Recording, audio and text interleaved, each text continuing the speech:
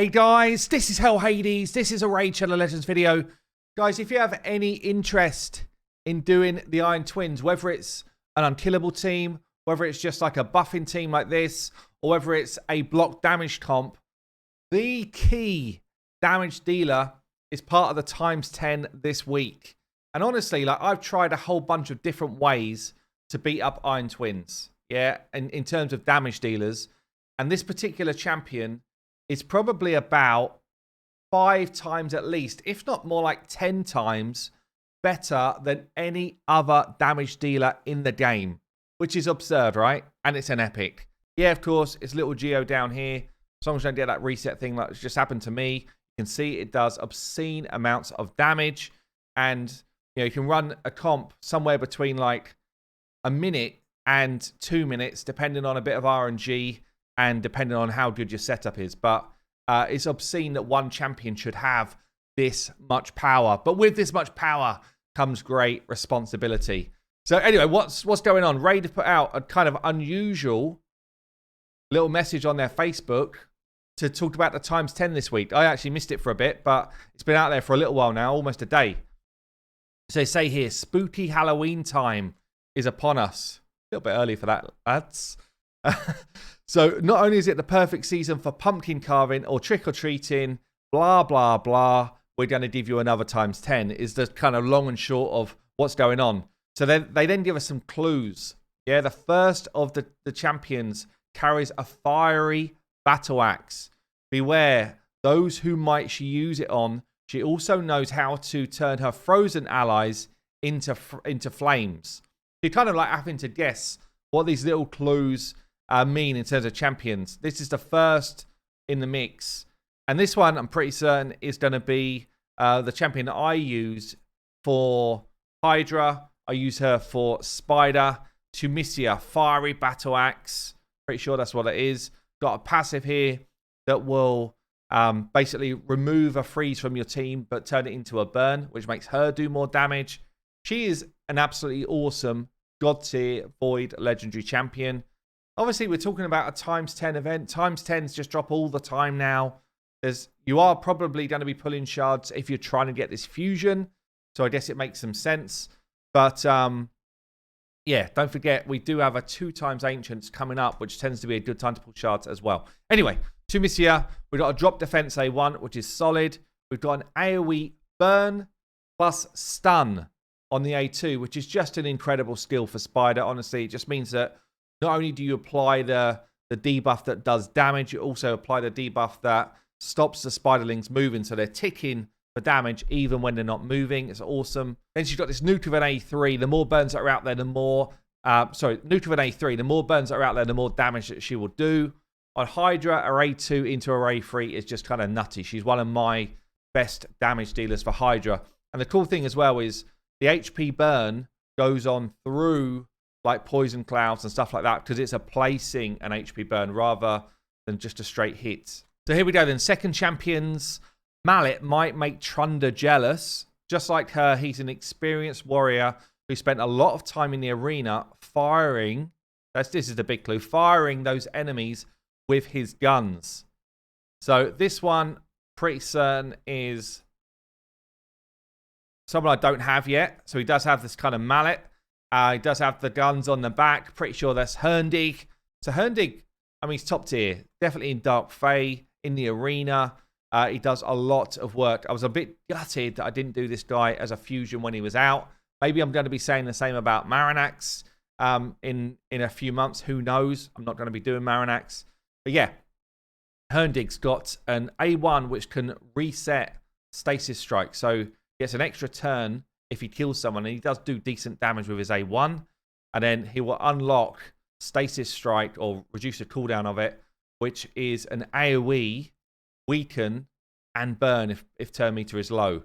He's also got an AoE drop defense and decrease accuracy. There's a ton going on in his kit, and he's got a cool passive as well. Herndig is top tier, like top tier in terms of damage, in terms of dropping defense type of champions, bringing a burn as well. There's a lot going on in his kit. Let's get on then to champion number 3. This champion is known as one of the spider's biggest enemies and secret fashion inspiration for Prince Kaimar. Also, have you noticed that only one of his horns is on fire?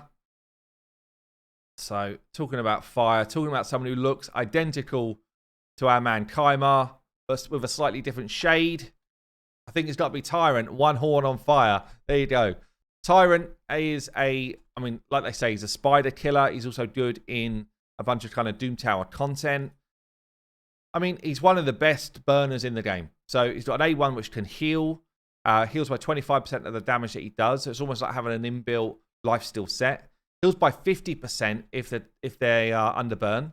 He's a defense-based unit, so he's easy to keep alive. We've got this AoE burn, which goes on for 3 turns on a 3-turn cooldown on the A2. It's awesome. And he's got Ally Protect and increased defense on the A3 on a 3-turn. So he could be a great Ally Protect champion in Clan Boss. As I say, Spider Killer, loads of Doom Tower bosses and waves and stuff, really good. He's also got this passive where your team take 10% less damage if there's burns out there, which is a great passive as well. If you start stacking some of these passives up, your team take considerably less damage. Nice aura as well. So yeah, Tyrant is a good champion. Yeah, for sure. Right, next one up. You may recognize our next champion by his runic tattoos and green crystals on his deadly looking weapon. He might be short, it's normally a dwarf, but his shields are as big as they come and will keep your team alive for a long while. Yeah, it's got to be a dwarf. So I'm thinking this one is going to be... Got green crystals on his weapon. Yeah. Brogan. So Brogan here, I mean, he's the king of lots of things in this game. For me, for like PvE stuff, he's up there, probably a top 3. Yeah, I sometimes say, oh, top champion. Then people are like, what about Chris? What about Duchess? And you're like, yeah, okay, fair enough. Like for a lot of content, he's up there as one of the best. He's got a unique ability on his kind of A3 into A2. So he can put a shield out on his A3 and then he can extend shields on his A2. He's part of my current Clan Boss team. It's also the world record Clan Boss team that does upwards of 1 billion damage, by the way. Absolutely insane because of this ability to increase the value of shields. He's got a burn A1. He's got this awesome A2, which is also a chance to cleanse a buff from an enemy. He's got block debuffs, increase attack and shield on his A3. And he's got this awesome passive as well that when you're attacked, you reflect damage. And if he's got something like Giant Slayer on, he can actually reflect Giant Slayer hits as well. Really cool champion. One of the best Clan Boss champions in the game. This kind of 2-turn block debuffs whilst also applying shield just makes him like hardcore carry. Yeah, he just carries you anywhere. And this kind of shield into reflect damage can also be used in the arena to reflect some of Trunder's or Heffrax nukes right back at them. So yeah, some people that are trying to like play in that world record camp, if you do not have a +4 Brogan, you're not even on the map. Brogan makes that team. Yeah, I can hit about 400 million with my team, my version of it.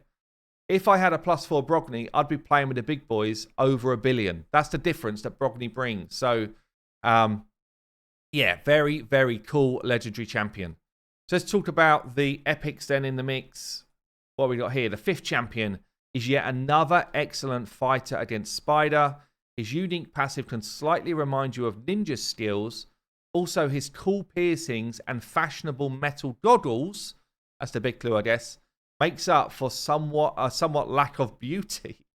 So I think this dude is one of the new Void champions. I just got him. Actually, Saf from HH Gaming has done a video of this dude. He looks sweet, by the way. I really love his design. Yeah, it looks like he does a ton of damage. You should go and check out the HH Gaming video on this one if you want to. But Skrank is a Void epic champion. So we've got a weaken on his A1. Basically, 75% chance to put it out there if there's a burn. We've got a double hitter on his A2 with a bit of a heal. You should be building with high crit rates. He was always going to give you this heal, which again is like an inbuilt lifesteal set or leech type of mechanic, really. Gets increased attack if there's someone under a burn as well. And then his A3 here, on a 3-turn, if you book it, is 100% chance to put a burn out there for 2 turns. For an epic, That's pretty serious. Like, it's a serious effort. Fills his champion's turn meter by 15% on each crit. If you think about it, I mean, you've got this kind of double-edged sword here. If you crit whilst you do your burns on something like Spider, then you're going to gain a full turn meter bar. But also, you don't want to do too much damage against Spiderlings because the burn should do the damage. So there's a little bit of a double-edged sword with that, but it's still a pretty interesting mechanic to cycle back through your abilities fast. He's got this passive here. I guess this is where they're saying he's like Ninja. So he gets more attack and more crit damage every time a burn triggers, every time a burn pops. I've not seen it. I don't know if you compare it with someone like a Sakir, if that just like instantly stacks him to full damage. I guess it would. And then, damn, 25% more damage or more attack percent and crit damage coming out, which is pretty sexy as well. Let's go on to one of the other epics then. Once you've seen our next champion's yellow eyes, you'll never forget them. Since he joined the game in patch 4.2, he's been slaying bosses like no one else. We have to admit, his reflective passive is something that other champions can only dream about. And they're right. Honestly, he's borderline busted, or the rest of the champions in the game are borderline weak sauce. Geomancer, I didn't realize he had yellow eyes, honestly. I would have called him out as red eyes, but I guess it's yellow with red. But yeah, Geomancer is, as I said in the open of this video, like, he's top tier for twins. And I mean, there's his tier. Everyone else's tier is like on the floor. Yeah, in comparison. There's no one who comes remotely close. Once you've got him, everything about twins changes and it becomes a very doable dungeon. But if you don't have, but if you forget twins for a minute, he's one of the best champions for Spider. He's one of the best champions for Agref. One of the best champions for Clan Boss. He's one of the best champions for Hydra. You know, the list actually goes on. He is obscene. Yeah, he's an obscene champion. And it's all to do with this A3 paired with his passive. His A3 puts out a burn. As soon as a burn is out there, doesn't matter who the enemy hits, he's then got a chance to proc his passive. And his passive is like a War Master proc just going off. Just like that. Yeah, 30% chance of us just giving you a little tickle. And that tickle is a burn for enemy max HP. It's not a burn, it's a proc of damage for enemy max HP. It's obscenely good. Yeah. The more enemies that you can get this on, the better. So people running with like reflex gear. But Geomancer is up there as one of the most desirable champions in the game, including all legendary champions. That's how good he is. So yeah, Geo is top notch. Okay, two more. Let's have a look then. Number 6. The next champion is an expert of ally attack and cool tattoos. He's a great help for beginner players as he can help them survive any beatdown on the path of their progress in the game. I don't really get that part of it. I don't think he's necessarily great for beginner players. I think he's actually a top tier epic, if it's who I think it is. Plenty of tattoos, ally attack, harassing the fat. Maybe it's... Oh, okay, yeah, skill is called beatdown. There you go. So yeah, Harassing the Fat is, again, like top tier as an epic champion. He's actually got an ally attack ability, which is pretty much as good as any legendary champion in the game. Pretty much. Like, Cardiel might have something to say about it. Other than Cardiel, the only letdown for him is he only attacks with he doesn't attack, so he only attacks with other people. But, I mean, come on. He's got drop defense on his A1. He's got a burn with poison on his A2. He's got this ally attack, which also boosts your crit rate and crit damage on a 4 turn. These buffs go on for 3 turns. It's so good. And then he's got a passive where, I mean, I don't know really why this passive exists, honestly. It doesn't make too much sense. But basically, any damage coming into him, he'll spread some of it around your team.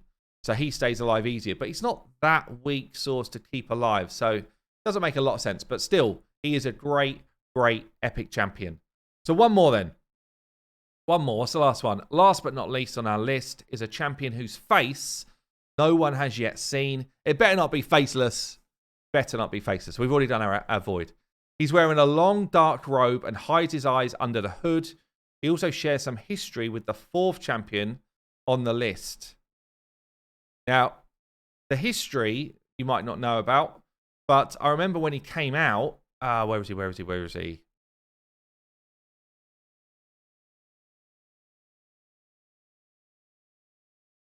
in here somewhere. He's in here somewhere. There he is. Where's your face? Where is it? When he came out, he was part of the fusion for Brogni. Yeah, there were 4 epics, and Brogni was the main prize. And I remember saying, like, if you don't have an HP burner, then damn, this might be someone to go after. It was terrible advice, because Brogni turned out to be, like, I always said Brogni was decent, but Brogni turned out to be exceptionally good. But Mordecai is up there, a bit like I said with Shrank here, as one of the best champions for burns, especially if you're talking epics. So you've got this AoE HP burn on his A3, 100% if you book it out on a 4-turn. Yeah, he's also got turn meter control on his A2. He's also got single target turn meter drop, albeit it's a weak source one, on his A1. He's got accuracy in all battles on the aura. Okay base stats. But yeah, he's just straight up, he's a burner. That's what he does. Cool thing about his burn, again, similar to Tumisia, is that it is a place. So you're placing the burn for 2 turns. So again, someone like Hydra, we don't care about the kind of block poison jobby debuff. He goes straight through it, places the burn anyway. So yeah, Mordecai, great epic champion. So there you go. Honestly, that list is about as good as you're going to get for a 10 times. And if you're pulling shards anyway, damn, cool, right? That's just cool. For me personally, I own everyone apart from the Herndig, and I would like him. But yeah, am I going to pull during this 10 times? I'm not even certain, because I'm not going after this fusion. So I don't know, comment below. Are you? And if you are, how excited are you by those champions? Do you even care about 10 times anymore? The amount of times we fed back, there should be a 20 or 25 times. I don't know. But anyway, there you go, guys. I've been Hell Hades. I'll see you later.